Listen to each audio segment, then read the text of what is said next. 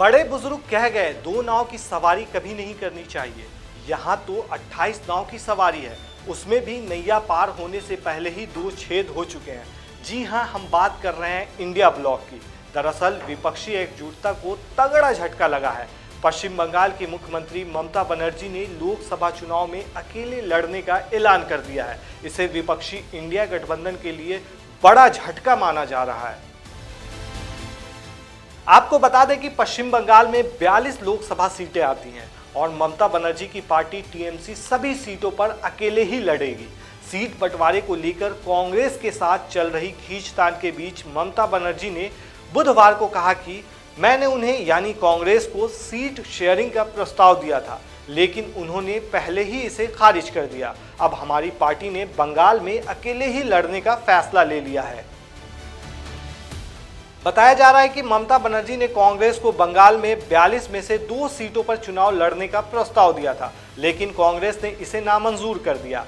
वहीं सबसे खास बात यह है कि ममता बनर्जी ने अकेले चुनाव में उतरने का ऐलान ऐसे वक्त में किया है जब राहुल गांधी की भारत जोड़ो न्याय यात्रा पश्चिम बंगाल में एंट्री करने वाली थी। फिलहाल भारत जोड़ो न्याय यात्रा बंगाल पहुंच चुकी है। देखा जाए तो बंगाल में कांग्रेस का वोट शेयर घटता ही जा रहा है। ममता ने यह भी कहा कि उसकी सेक्युलर पार्टी बंगाल में बीजेपी को रोकने के लिए जो भी जरूरी होगा वो करेगी।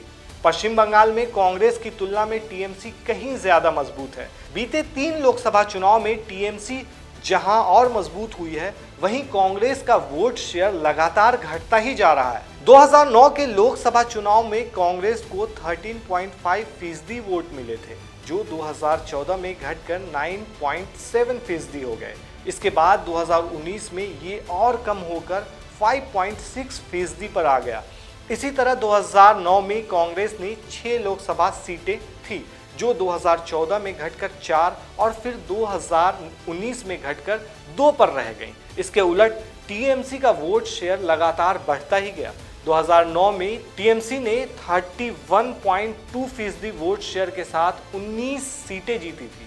2014 में पार्टी को 39.8% वोट मिले और 34 सीटें जीत ली। 2014 में टीएमसी का वोट शेयर 43.3% रहा, लेकिन सीटें घटकर 22 पे आ गईं। वहीं पश्चिम बंगाल में बीजेपी का जनाधार जबरदस्त तरीके से बढ़ा है। 2009 में बीजेपी का वोट शेयर महज 6.1% था, जो 2019 में बढ़कर डायरेक्ट 40.6% हो गया। 2014 तक बीजेपी पश्चिम बंगाल में सिर्फ 1 या 2 सीटों तक ही सीमित थी, लेकिन 2019 के चुनाव में उसने टीएमसी को कड़ी टक्कर दी और 42 में से 18 सीटों पर जीत हासिल की।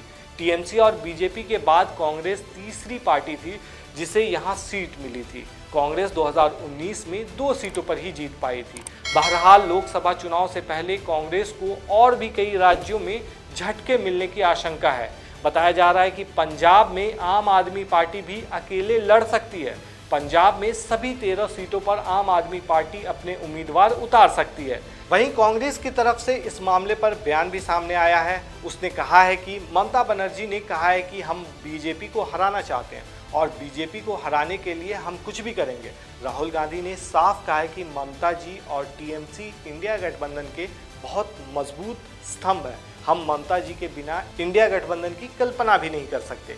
अब देखने वाली बात यह है कि टीएमसी और कांग्रेस के बीच सीट शेयरिंग को लेकर बात बन पाती है या नहीं।